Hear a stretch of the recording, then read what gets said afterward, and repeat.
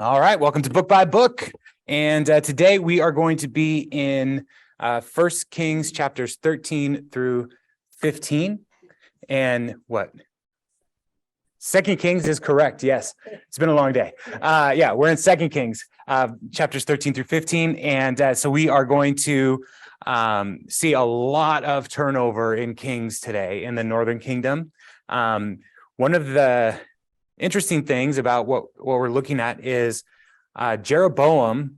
So when Jeroboam became king, God promised a certain number of generations, and then Jehu became king, and God promised 4 generations. And so we're going to see the end of Jehu's dynasty tonight. Like, God keeps his promises on these things, and then after the Jehu dynasty falls apart, then there's just so much palace intrigue and assassinations and all kinds of different conflict in the Northern Kingdom that it is it's just an amazing series of events.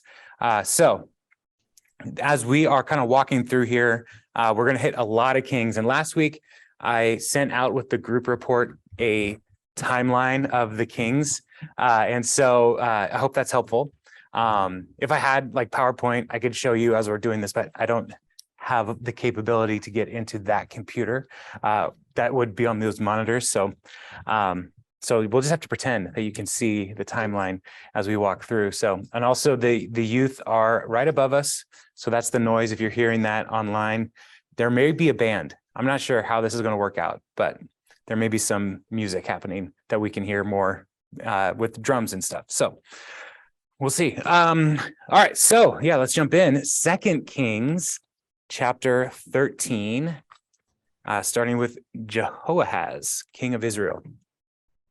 In the 23rd year of Joash, son of Ahaziah, king of Judah, Jehoahaz, son of Jehu, became king of Israel in Samaria, and he reigned 17 years. He did evil in the eyes of the Lord by following the sins of Jeroboam, son of Nebat. And so that's Jeroboam the first. We will see a Jeroboam the second tonight as well. So 2 different people, which he had caused Israel to commit, and he did not turn away from them. Jehoahaz did not turn away from them. So the Lord's anger burned against Israel, and for a long time he kept them under the power of Hazael, king of Aram, and Ben-Hadad, his son. Then Jehoahaz sought the Lord's favor, and the Lord listened to him, for he saw how severely the king of Aram was oppressing Israel. The Lord provided a deliverer for Israel, and they escaped from the power of Aram. So the Israelites lived in their own homes as they had before. But they did not turn away from the sins of the house of Jeroboam, which he had caused Israel to commit. They continued in them. Also, the Asherah pole remained standing in Samaria. Nothing had been left of the army of Jehoahaz except 50 horsemen, 10 chariots, and 10,000 foot soldiers. For the king of Aram had destroyed the rest and made them like the dust at the threshing time. As for the other events of the reign of Jehoahaz, all he did and his achievements, are they not written in the book of the annals of the kings of Israel? Jehoahaz rested with his ancestors and was buried in Samaria, and Jehoash, his son, succeeded him as king. So here we have, again, the Northern Kingdom is, all of the kings are basically wicked, right? And so they are facing these different tension points in the Northern Kingdom, as well as foreign kings. And so we're going to start to see more incursions from Aram, which is what would be modern day Syria. And then the Assyrians are going to start to work their way over into attacking the Northern Kingdom. And so the Assyrian Empire is the first empire that's going to actually take the people of Israel out of the land in the exile. And so we're going to start getting that kind of foreshadowed for us in these chapters tonight. And so they are continuing in the patterns of sin and idolatry. The specific sin of Jeroboam is putting the 2 calves at the north and the south borders of Israel so that the Northern Kingdom people would not go to Jerusalem to worship in the temple. And so those calves are still there at this time. And so they're continuing in that pattern. But what's interesting, as they're facing all of this hardship and attacking from Aram and and from Hazael and Ben-Hadad, there is this moment where Jehoahaz sought the Lord. He cries out to God, and God sends a rescuer. Now, that word for rescuer is the same word that, or deliverer in the NIV here, is the same word as it's just Messiah. So he called out to the Lord, and the Lord sent a Messiah. And so when we look at the Messiah, we understand that to be Jesus as the ultimate Messiah. But when the Lord sends deliverers, they are Mashiach in Hebrew. And so here is that one of those instances where we get this unnamed deliverer for Israel. And people have some different theories about who that deliverer could be. But we can't know for sure. But some folks are saying it may be a foreign soldier or army coming and fighting against Aram. Other people are saying this deliverer could be Elisha rising up one more time to lead the people of Israel in battle, but we don't really know for sure who it is. I generally lean more towards just based on the history at the time, another foreign party coming and attacking Aram, diverting their attention away from Israel. That seems to be the most likely situation, especially since they're not named. Like the writer here of First King or Second Kings may be trying to keep that like, yes, the Lord delivered them. They're not one of our people, so we're not even going to try to give them any glory. So that's kind of how I am landing on this. But we see he's saying like we have been basically decimated here in our army. We need help. And so the Lord sends this deliverer. And so he sees the rescuing of God. He cries out to God and God rescues him. And there's one of the questions is, why does the Lord rescue him and deliver Israel, even though they're so wicked at this point? And we have to go back to remember God's promise to Abraham. Like this is like God's trying to hold on to this promise to say, I'm going to make a nation out of the descendants of Abraham, and I'm going to be faithful to them, even if they are unfaithful to me. That's some drums right there. Okay. So we should see, like, recognize like God's provision and protection is tied to the promise to Abraham, just as for Judah, God's protection for Judah, even though their kings are hit and miss, that promise is because of his covenant with David in particular. And so, so that's what's going on here with Jehoahaz. He's not a great person, not a great king, but the Lord is still intervening and protecting them. And again, the Asherah pole, Sandy talked to me on Sunday asking about the Asherah pole and what is that. And we're not entirely sure what that looked like, but it came up in my research this week. So I was like, good question, Sandy. It usually is the usual theory is that it's a tree that is just kind of carved into looking like a statue type thing, but so they would go to a forest and make a clearing and carve out this one tree. So cut off all the branches and maybe carve it to look like a woman, because Asherah was the consort of Baal. And so these two supernatural beings were believed to be in relationship with one another. And so that's the going theory. And so he has left a Asherah pole in the capital city of Samaria. And so it's like, this is an important thing for him, is the Asherah pole, and that he's not willing to cut it down. So, so that's kind of what's going on here with Jehoahaz. And he lives and he dies. And then his son takes the throne, Jehoash. And Jehoash and Joash are the same name. And so we had a Joash in the southern kingdom. And the writers of Second Kings have blessed us by making a distinction for us by choosing to spell Jehoash differently than Joash. So it's fun times when you start getting into these names. So I'll send that chart again in the group report. So check your email, and so you can see the link to who are all these people and how do they line up? Because they overlap, and it's going to get weird in a little bit here. So, in the 37th year of Joash, king of Judah, Jehoash, son of Jehoahaz, became king of Israel in Samaria, and he reigned 16 years. He did evil in the eyes of the Lord and did not turn away from any of the sins of Jeroboam, son of Nebat, which he had caused Israel to commit. He continued in them. So that's kind of the standard introduction to every king in the northern kingdom, continued in the path of Jeroboam. As for the other events of the reign of Jehoash, all he did and his achievements, including his war against Amaziah, king of Judah, are they not written in the book of the annals of the kings of Israel? Jehoash rested with his ancestors, and Jeroboam succeeded him on the throne. Jehoash was buried in Samaria with the kings of Israel. And so, we're also here given an indication of conflict between north and south, Judah and Israel. There's war happening between the people of God here.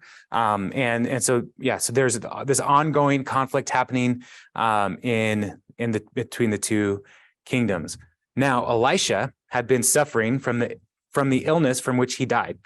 Jehoash, king of Israel, went down to see him and wept over him. My father, he cried, the chariots and the horsemen of Israel. So Elisha is old here, and he is sick. And we don't know what this illness is, but the writer is foreshadowing here. This is what's going to kill him, this illness, which is amazing. Like Elisha has done so many miracles throughout his ministry, and he dies of an illness. It's just interesting to recognize, even people who are able to do miracles, or God uses to do miracles, they still have fallen bodies. Like sin leads to death, even for God's chosen, even for people like Elisha. And when Jehoash comes to see him, he's weeping. He says, my father, the chariots and the horsemen of Israel. And what's interesting here to me is this is what Elisha said to Elijah right before Elijah was taken to heaven, or taken from the earth, because we don't know where Elijah ended up. We assume heaven. And so I don't know if Jehoash is trying to step into that mantle transition. I don't know. But it's just a weird thing to say here. He could also be saying this because we need you, because you are the one who God uses to deliver us from all of these oppressors and different nations, so that could be a part of why he's saying that. But he is desperate for God to do something in this moment. And so Elisha said, get a bow and some arrows. And he did so. Take the bow in your hands. And he said to the king of Israel, and when he had taken it, Elisha put his hand on the king's hands. Open the east window, he said, and he opened it. Shoot, Elisha said, and he shot. The Lord's arrow of victory, the arrow of victory over Aram, Elisha declared. You will completely destroy the Arameans at Aphek. So that's a specific town and a battle that is coming, right? And so Elisha is promising a victory here. Then he said, take the arrows, and the king took them. Elisha told him, strike the ground. He struck it 3 times and stopped. The man of God was angry with him and said, you should have struck the ground 5 or 6 times. Then you would have defeated Aram and completely destroyed it. But now you will defeat it only 3 times. Elisha died and was buried. And so here, this is a weird thing that Elisha is asking the king to do. Shoot an arrow out the window. And okay. And so a promised victory. Now hit the ground. And he hits it 3 times, and 3 times probably seems like enough, right? But Elisha is not saying your unwillingness, you are hitting the ground enough times to see how much you're going to trust God, basically. And so shooting it out the window at nothing is an act of faith, right? You're obeying what the man of God is telling you to do. Hitting the ground is obeying what the man of God is telling you to do, but you should have kept going. And so it's not that he doesn't have a willingness to obey It's just how far is he willing to obey? Will he keep fighting until the prophet says, stop? And he probably stopped when he felt embarrassed. Like 1, 2, 3, this is really dumb. I don't want to do this anymore. And so, yeah, so we're not really told why Elisha is saying to do all of these things. Like, what does this symbolize? What does this mean? We don't know. It's just the man of God is telling the king to do something, and he does it to an extent, which is kind of the problem for the people, the northern kings. Like, they're going to do things their way. And this is as close to faithfulness as we're probably really ever going to see from any of the northern kings here on out. Is I'll do this for a while, but then he stops. And so he's promised this victory, which is great, and these other 3 victories, which is great, but it won't be enough. And Elisha dies and was buried. Let's pick up. Now, Moabite raiders used to enter the country every spring, like just on a calendar, like April 12th. Once, while some Israelites were burying a man, suddenly they saw a band of raiders. So they threw the man's body into Elisha's tomb. When the body touched Elisha's bones, the man came to life and stood up on his feet. So that's a story that's just kind of just thrown in there, and they just keep moving on. Like, why did this happen? Like, the power of God in Elisha's corpse is enough to raise the dead.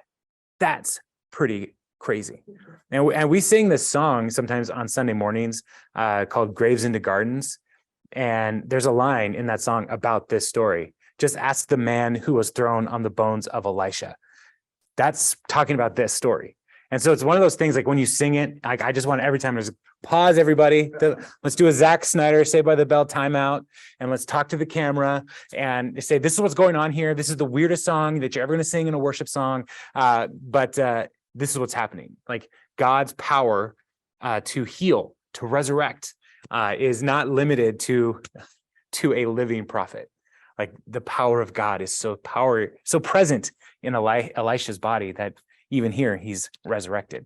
Now, why are they throwing this guy's body in the same area that Elisha's body is buried in? And there's probably some kind of communal tomb area where they were they would put bodies to decompose.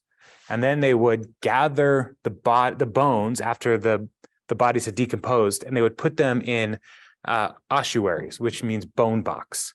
And then they would take that bone box and they would put it in a family crypt. And so that might be what's going on here, is like Elisha is in an area where, like, they were just waiting for his body to decompose. And so here's another one, put it in there to decompose. But these Moabite raiders create a panic. And so they don't take care here to do this thing, which works out well for this guy who is dead, because now he's alive again. But he's got to deal with these Moabite raiders, and he's got to run out of there. So verse 22, Hazael, king of Aram, oppressed Israel throughout the reign of Jehoahaz. But the Lord was gracious to them and had compassion and showed concern for them because of his covenant with Abraham, Isaac, and Jacob. To this day, he has been unwilling to destroy them or banish them from his presence. The king, Hazael, king of Aram, died, and Ben-Hadad, his son, succeeded him as king. Then Jehoash, son of Jehoahaz, recaptured from Ben-Hadad, son of Hazael, the towns he had taken in battle from his father Jehoahaz. 3 times Jehoash defeated him, and so he recovered the Israelite towns. So one of the key details in this passage as well is the writer of 2 Kings at this section is writing. He says, the Lord has not destroyed them or banished them from his presence. So that is an indication to us at this point that the writer is writing before the exile happened. And so we don't have a clear understanding of who wrote 2 Kings, but we should recognize that it probably wasn't one person, that it was a chronicler of a series of chroniclers who were writing the history of the kings, because at this point, the writer does not know about the exile. But by the end of 2 Kings, the writer will know about the exile.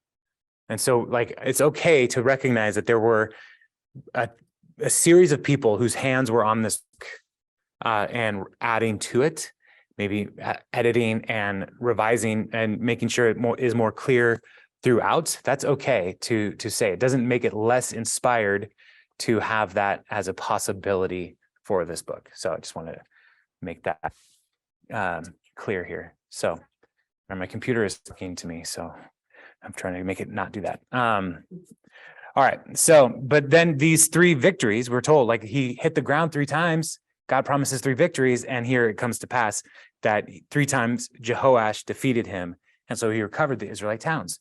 What towns are we talking about? Well, that was last week when Aram was coming down from the north and started taking those towns along the border and towns that were on the Trans-Jordan, so the east side of the Jordan. They started taking towns over there. And so here we're seeing like he's able to take some of those back. So God is proving to be faithful even with these unfaithful kings. And so that's the northern kingdom. So we're going to make a jump now down to the southern kingdom. And it's a beautiful Jerusalem. Chapter 14, verse 1. In the 2nd year of Jehoash, son of Jehoahaz, king of Israel, Amaziah, son of Joash, king of Judah, began to reign. He was 25 years old when he became king, and he reigned in Jerusalem 29 years. His mother's name was Jehoaddan.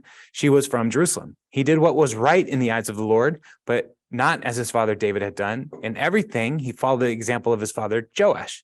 The high places, however, were not removed. The people continued to offer sacrifices and burn incense there. So it's an interesting contrast that we're presented here. He did what was right in the eyes of the Lord, but not like David. David is called a man after God's own heart, even though David has all his own problems. But he is, Joash is following in the pattern of his father. These names are confusing to me. Jehoash was following in Amaziah was following in the pattern of Jehoash. Sorry, all these J names, I get lost. And so Joash was the one who was restoring the temple and trying to bring the people back into revering this place that God had established as his chosen place where his glory would dwell. And so Joash got that rolling, and Amaziah is continuing in that pattern. But there is still the problem of the high places and people offering incense and making sacrifices there. So even in the southern kingdom, they're not fully faithful to what God is calling them to do, to bring all of their offerings into one place. But they are not at this point worshiping the Asherahs and the Baals in the southern kingdom. After the kingdom was firmly in Amaziah's grasp, he executed the officials who had murdered his father, the king. So that took care of that. Yet he did not put the children of the assassins to death in accordance with what was written in the book of the law of Moses, where the Lord commanded parents are not to be put to death for their children, nor children to be put to death for their parents. Each will die for their own sin. And so Joash was assassinated, and part of that is as he was getting old. As he was getting older, he was veering away from what the priest was helping him do. Like Jehoiada, the priest, was helping guide him, because Joash, remember, he was king when he was 7 years old. And so after Jehoiada died, the influence of Jehoiada lost its direction in Joash's life. And so people rose up against him and assassinated him. And so Amaziah takes justice on just the assassins, not their families. And so this is again, following the commands of the law. You can't, the eye for an eye and tooth for a tooth commands, lex talionis, puts a limit on retributive justice. Like, you can't just wipe people out and their families out. And so continuing on, Amaziah, he was the one who defeated the 10,000 Edomites in the Valley of Salt and captured Selah in the battle, calling it Joktiel, the name it has to this day.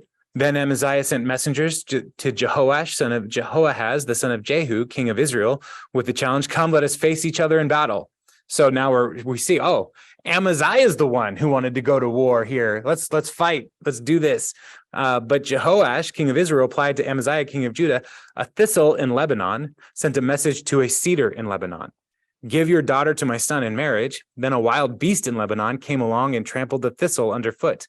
You have indeed defeated Edom, and now you are arrogant. Glory in your victory, but stay at home. Why ask for trouble and cause your own downfall and that of Judah also?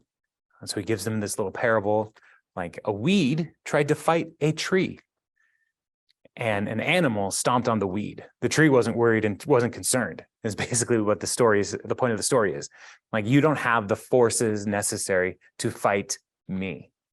Now remember, Jehoash, he also was the one who went to Elisha saying, we don't have anybody. Our army is weak. We need you, right? So I don't know. Jehoash's arrogance is not always accurately placed. So Amaziah, however, would not listen to Jehoash, king of Israel. Jehoash, king of Israel, attacked. I'm telling you, these names are hard. He and Amaziah, king of Judah, faced each other at Beth Shemesh in Judah. Judah was routed by Israel, and every man fled to his home. Jehoash, king of Israel, captured Amaziah, king of Judah, the son of Joash, the son of Ahaziah, at Beth Shemesh.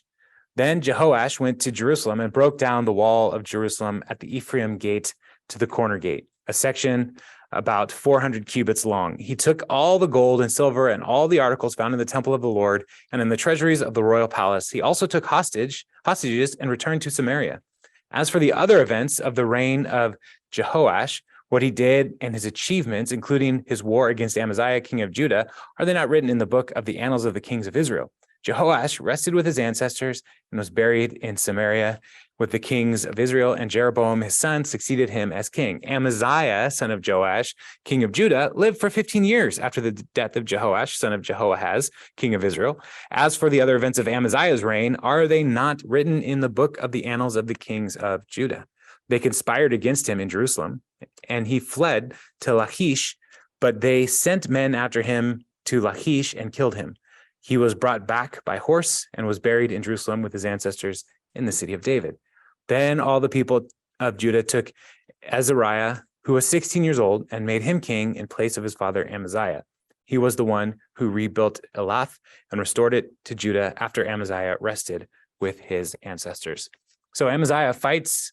Amaziah and Jehoash fight. Jehoash defeats Amaziah, takes him captive. And so he and other hostages are taken to Samaria for some time. It seems, as we read through here, we're not really told if Jehoash or Amaziah ever really comes back to Jerusalem. He lives 15 years after Jehoash died, but he still is, like, we're not told, like, and he was restored to the throne. So was Jehoash technically ruling over Jerusalem at this time? Was Judah a vassal state of Israel because of this conflict that Amaziah started? Like, there's some uncertainty here with what is going on. But after Jehoash dies, Amaziah is then also, he also becomes a victim of assassination. So 2 kings in the southern kingdom were assassinated back to back. And the people put their sons on the throne, even still, which is very unusual. Like, if you are assassinating a king, you probably don't want their family to continue. And so this is one of those things where it's like, only by God's providence is the line of David as a son on the throne on down through all the generations. Only by God's providence and sovereignty is this really happening for the kings of Judah, that is consistently just a son in the line. It's very strange. So Amaziah dies and his son Azariah will take the throne. So now we're going to jump back up to Israel to see Jeroboam II. In the 15th year of Amaziah, son of Joash, king of Judah, Jeroboam, son of Jehoash, king of Israel, became king in Samaria, and he reigned 41 years. He did evil in the eyes of the Lord, and he did not turn away from any of the sins of Jeroboam, son of Nebat, which he had caused Israel to commit. He was the one who restored the boundaries of Israel from Lebo Hamat to the Dead Sea in accordance with the word of the Lord, the God of Israel, spoken through his servant Jonah, son of Amittai, the prophet from Gath Hepher.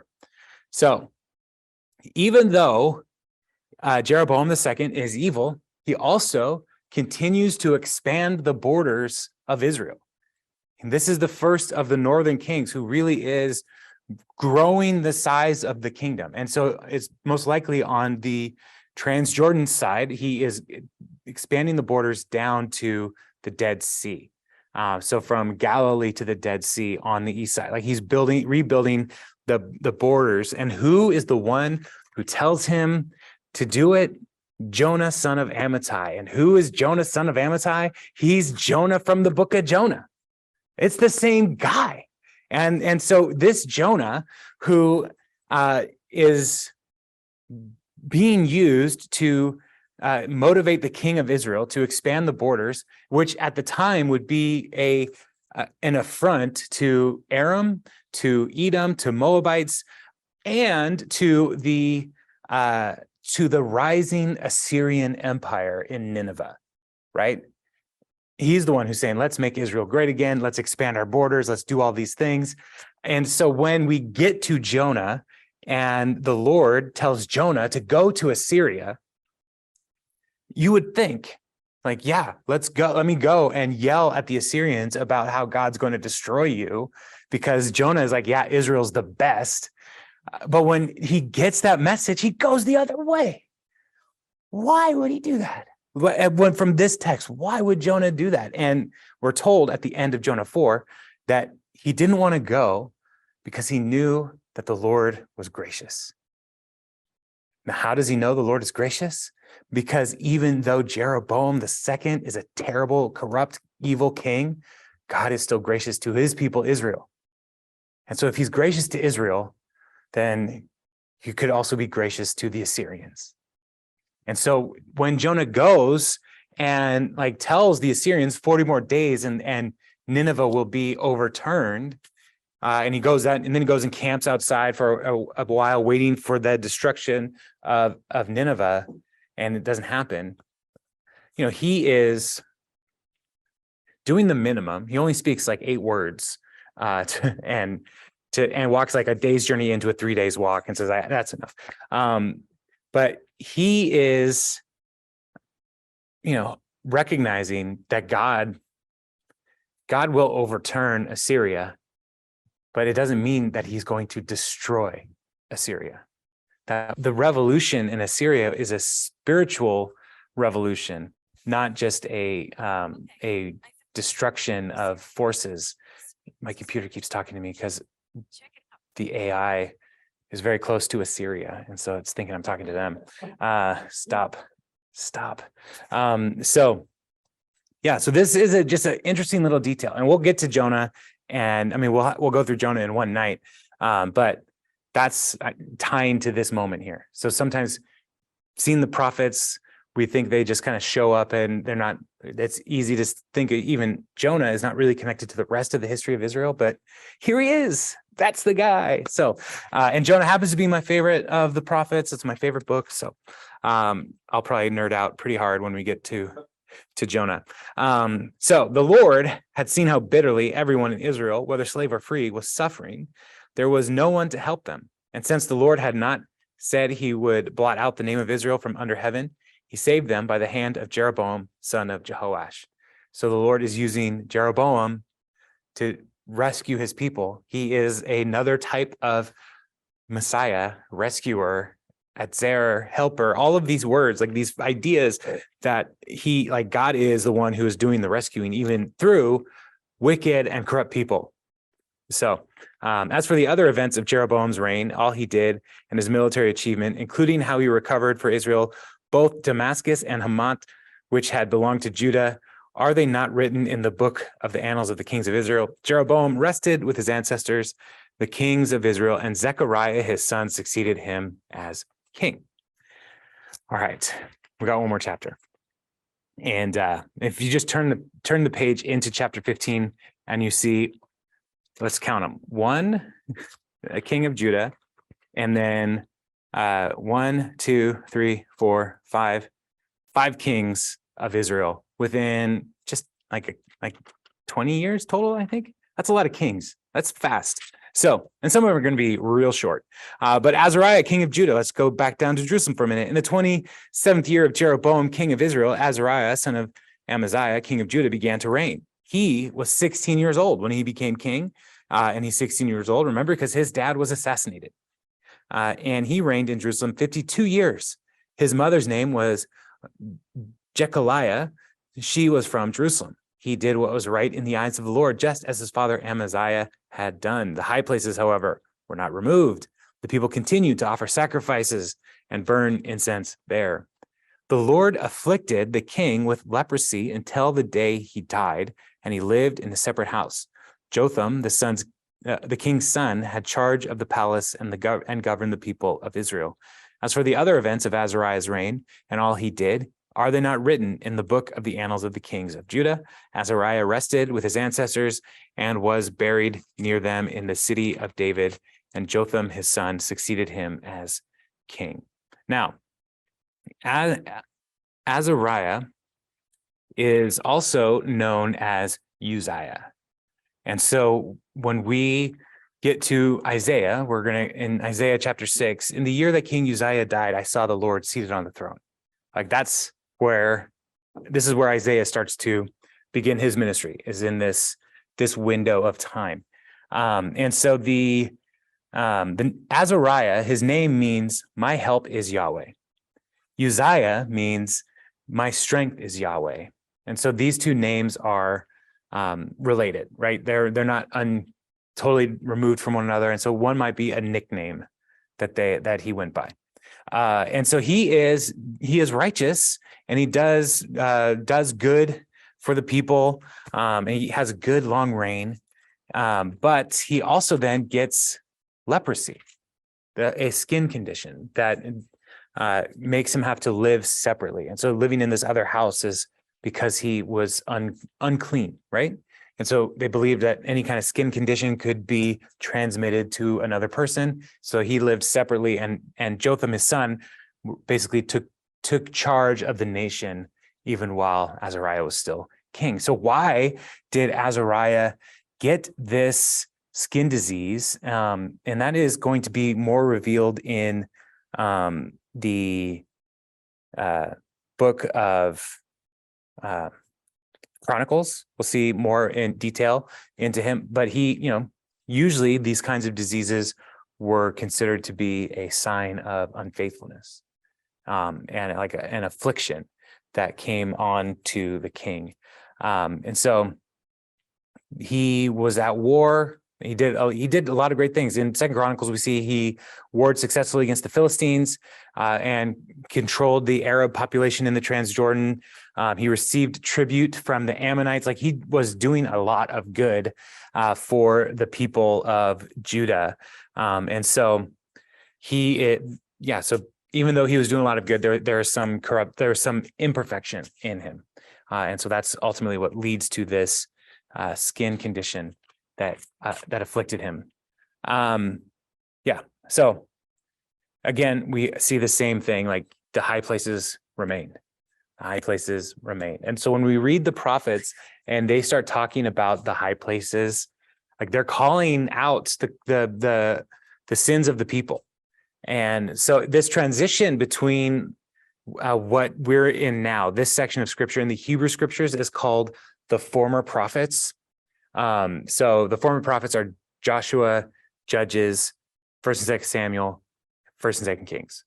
And they're called the former prophets because largely because they're first, but they're dealing with prophets that didn't write their own books. So Isaiah, Jeremiah, Ezekiel, the 12 minor prophets, those are written by a particular person, a particular prophet. These are the history of the people of Israel, and prophets are showing up throughout. And the prophet's job is to call the people back into covenant faithfulness with the Lord, right? And so these former prophet books, we start to see a shift from just the prophets dealing with the kings. And then in the latter prophets, we see the prophets dealing with kings, but also addressing the people directly, addressing their sins, because the kings aren't changing.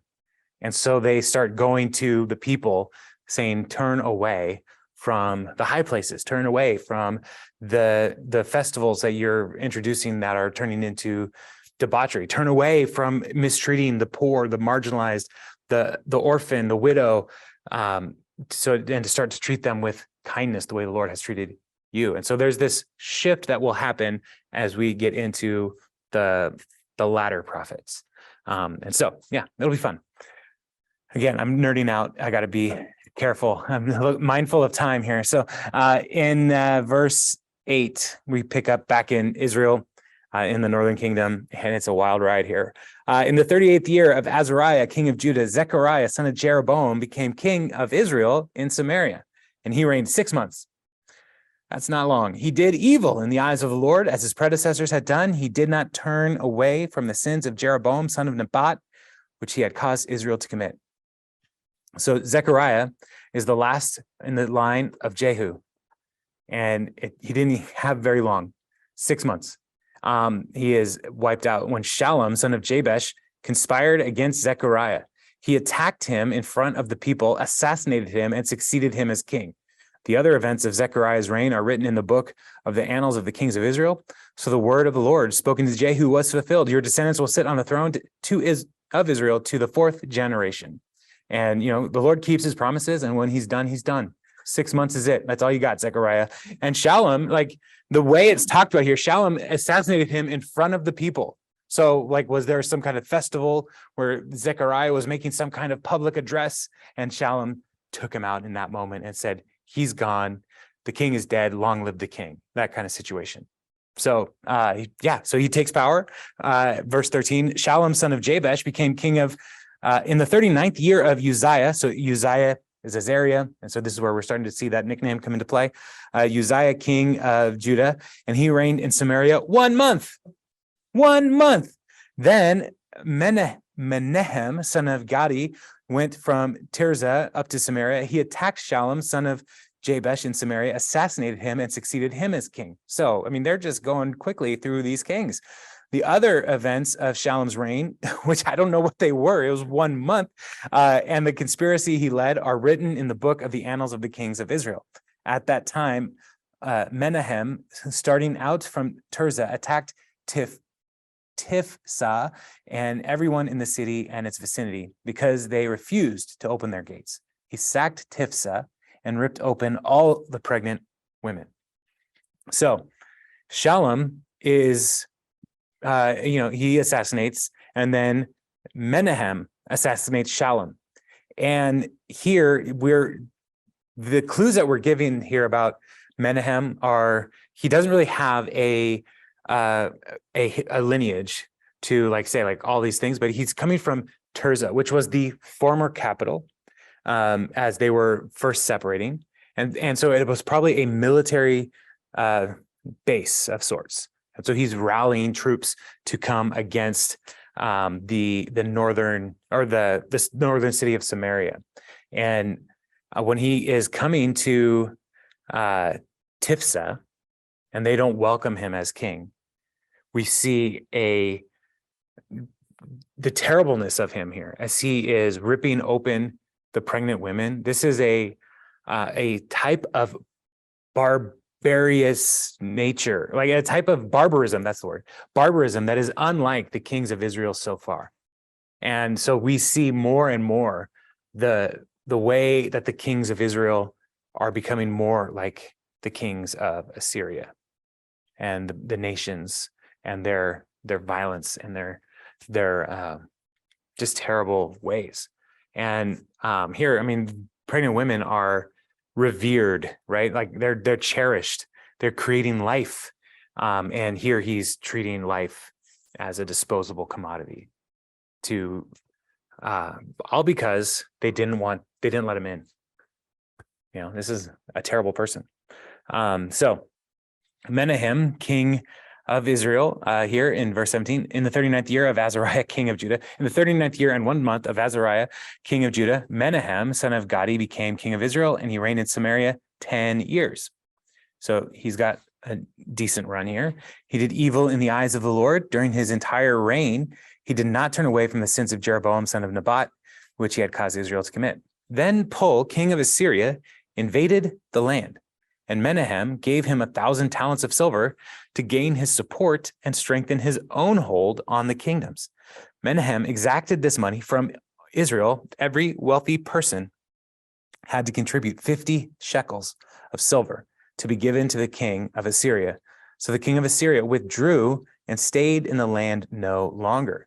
As for other events of Menahem's reign and all he did, are they not written in the books of the annals of the kings of Israel? Menahem rested with his ancestors, and Pekahiah, his son, succeeded him as king. So here we have the Assyrians rising back up, coming over, starting to invade, and Menahem buys the loyalty of the Assyrians. But he doesn't use his own wealth. He takes it from the wealthy, and they pay basically the ransom for the country to be protected from the Assyrians. Now, backtrack a little bit, right? Jeroboam II. Jonah goes at this time frame to Assyria and says, the Lord's going to destroy you all. And the king, all the way from the king down to the cows, they all repent, right? They all cry out to the Lord. They fast, they put on sackcloth and ashes, and they're mourning, and the Lord relents. He gives them a little bit of time for the nation of Israel to have a reprieve from what's coming. But here, Pul of Assyria, he's starting to come back. Assyria is going to be the nation that will ultimately obliterate the northern kingdom. But for now, Menahem buys some peace. And it's very expensive. It's a lot that he is buying. And so, but there was peace for a while. And for 10 years, he reigns.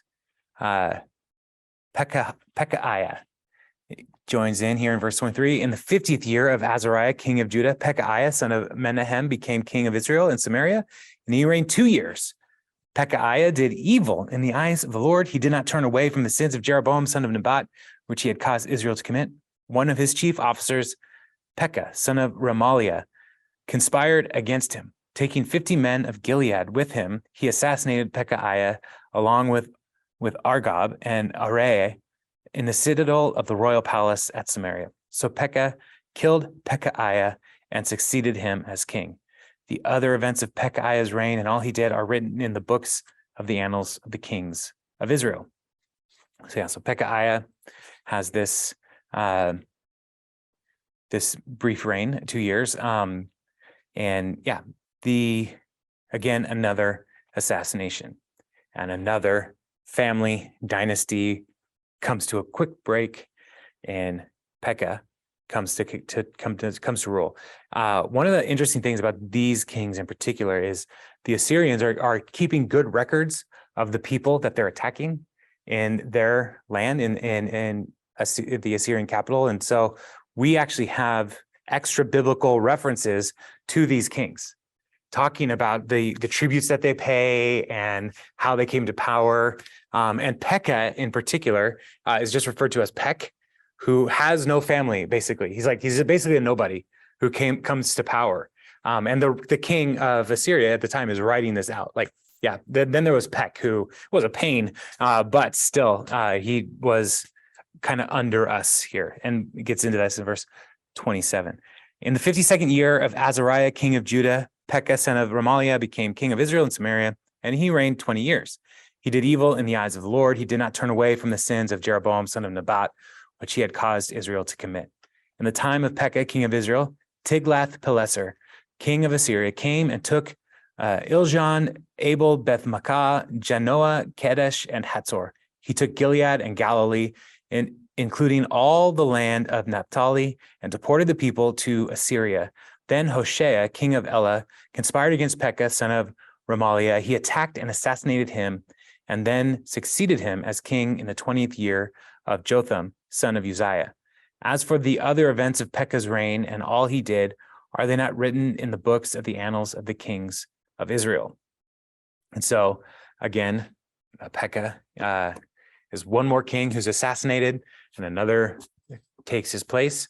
But all of the land that was recovered by Jeroboam II is now taken again by the Assyrians. But it's not just the land, the people we're seeing the start of the exile happening. The people are deported and taken out.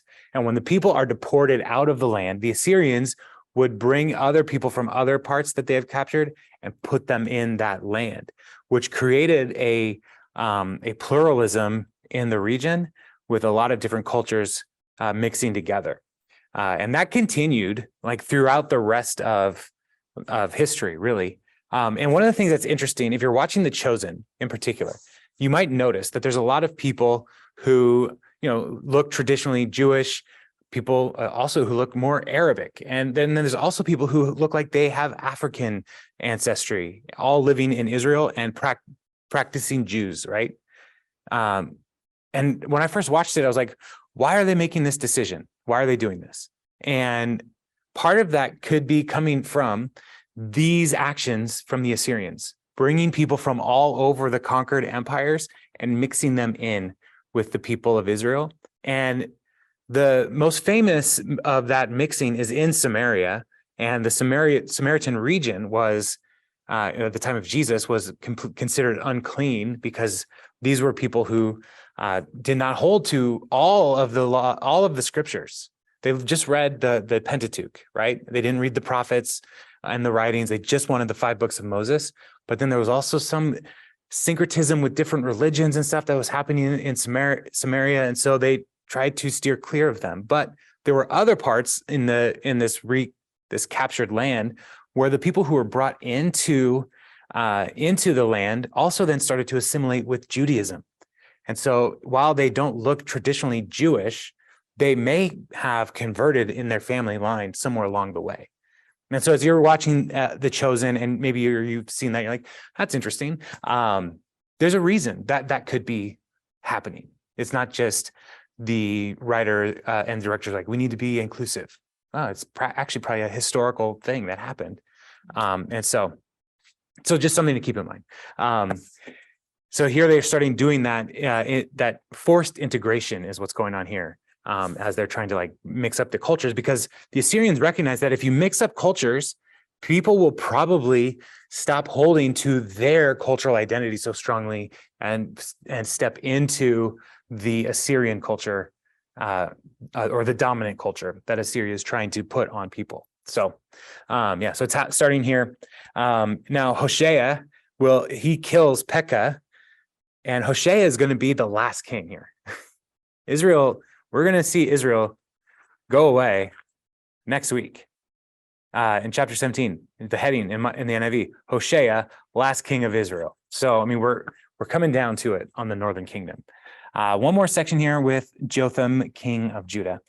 In the second year of Pekah, son of Remaliah, king of Israel, Jotham, son of Uzziah, king of Judah, began to reign.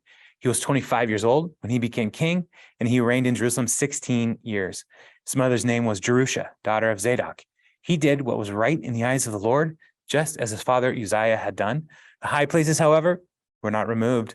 The people continued to offer sacrifices and burn incense there. Jotham rebuilt the upper gate of the temple of the Lord, and that upper gate was probably destroyed when the Amaziah came down and took all the stuff from the temple. And so it took a long time for them to even repair the upper gate of the temple. As for the other events of Jotham's reign and what he did, are they not written in the books of the annals of the kings of Judah? In those days, the Lord began to send Rezin, king of Aram, and Pekah, son of Remaliah, against Judah. Jotham rested with his ancestors and was buried with them in the city of David, the city of his father. And Ahaz, his son, succeeded him as king.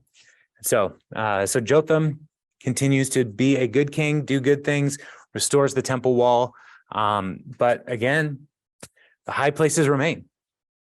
The people of Judah are not fully faithful to what God is calling them to do the worship and bring their sacrifices, all the stuff at the temple. And we start to see Aram and Israel coming and fighting against Judah again. So more conflict that Judah has to deal with. So that's what we'll wrap up for tonight. And so, yeah, any thoughts or questions? I know we had a lot of names, a lot of kings, kind of a mess, but yeah, any thoughts online in the room? McCall, yes. Great. Kind of not related to the king, but it is the book of annals. Yes. Does it still exist? Great question. The book of the Annals of the King of Israel does not exist. It's gone. But it was basically like the book of Chronicles, but for Israel. And so there may be, when it talks about the books of the Annals of the Kings of Judah, that could be the book of Chronicles. And so if it's the book of Chronicles, which I think was written after the exile, then that's one more indicator to us that somebody came through and wrote that in. Like there's more information about these kings in this other book. And so just another note, like there are some people there are more hands than one person working through these scrolls over time to help like kind of hyperlink them together. You know, like you go to Wikipedia and you start reading something and then like, oh, well, I want to learn more about this. I want to learn more about that. And you just hyperlink through. So the writers of Kings are trying to hyperlink us to those books. And so we definitely don't have the Annals of the Kings of Israel. And we might have the Annals of the Kings of Judah if that is Chronicles. But I'm not 100% sure. And I don't think anybody can say that's Chronicles. So there might be a different book. But either way, it's one way that it's like just citing your sources, basically. Yeah. And so the writer of Kings is a good academic, citing his sources and helping people go for further research, which is important stuff for me as a nerd. So, Kevin. When you look at the Southern Kingdom and the high places that remain and things like that, was that the responsibility of prophets to bring their attention to them, or could that be done without the prophets? Yeah. So Kevin's asking about the high places and who's responsible to remove those or to address the issue. So the hierarchy should have been the priests should have been first to because the Levites, remember the Levites are scattered throughout the region, throughout the country, because they are living in all these Levitical towns. So the Levites and the priestly class should have been the first to say, hey, stop it. That's not right. And they should be the ones teaching the law and passing these traditions on to the people. They are missing through most of these books. The only priest that we really read about is Jehoiada in most of these texts. And so where are the Levites? They're abdicating their authority here. So then the next should have been the king, because the king should have been the one to know the law of God and help the people follow the law and execute justice when they weren't following the law. And so the reason it's tied to that, he did good in the eyes of the Lord, just as his father, but the high places remained. Like the king should have dealt with this. And so that's why it's included here. And then the prophets are the ones who, like, if these two aren't doing their job, the prophets then rise up to say, return to the Lord. And so that's kind of the hierarchy or the decision chart for how they should have addressed these issues. So what we see later on with Josiah, when he says, wait a minute, we're doing it wrong. Yeah, well, Josiah in particular, and that's in chapter 22, I think. Yeah, chapter 22, we start to see Josiah. He finds the book of the law. So somewhere along the way, they decide, hey, we should clean up the temple. We should get some spring cleaning on. And they bring him the law, like, oh, I guess we forgot some stuff. And so he starts to bring those reforms in. They sell it, like Hezekiah does some of that as well before Josiah. They celebrate Passover for the first time in who knows how long. And so there's all kinds of things that they were neglecting. And so Hezekiah and Josiah are the ones who do most of from the king's role, come back. But when Isaiah talks about, are these the kinds of festivals that I have appointed? And he's talking about the worship that the people are doing. It's like, this isn't what God wanted you to do. He doesn't want you to worship this way. And in particular, when he's talking about fasting, is it 58? I can't remember. But Isaiah talks about fasting, and he says, you are fasting, which should be an act of worship to the Lord, but you're just making yourself miserable, and you're making everybody else miserable by taking advantage of the poor and the orphan and the widow and the alien among you. Like, the fast should be used as a way to refocus your life on the Lord. But because you are doing all of these new moon festivals in your towns and offering incense in the high places, you're missing it altogether. And so, yeah, so that's the prophet then addressing the brokenness of the worship system in Judah. So, yeah, it's going to be fun. So, yeah, so McCall and Jen, I don't know if we talked about this. After we do Kings, we're actually going to jump over to Isaiah. And so we're going to hit Chronicles later, because we're going to see, I want to get to the prophets are interacting with all these kings, and I want to make sure that we kind of keep those close together. And as we read through the history, and then say, how did the prophets interact with them? So, yeah. Any other questions? Anybody online with any questions, thoughts? Carrie, I think you're muted. I see you were talking, but you're muted. I guess I was muted. I muted myself. I was trying to be quiet and all, which never happens. But I'm curious about Jonah. Okay, when he shows up, we're Jeroboam. Yeah. But then is he somewhere in the rest of these kings in chapter No. 15? No. Just in that, because I know you were talking about, he goes to talk to the Assyrians saying, you're doing, God's going to smite you. And when Assyria starts attacking here, I thought maybe he was in this section. No. Yeah. Jonah disappears from the historical books. So we just see him here and then in the book of Jonah. Okay. And that's it. Okay. And one of the things about Jonah, the book of Jonah, that I love so much, no one told him to write that down. Like, read the book. God never told Jonah, write this down and tell the people of Israel about this. Right?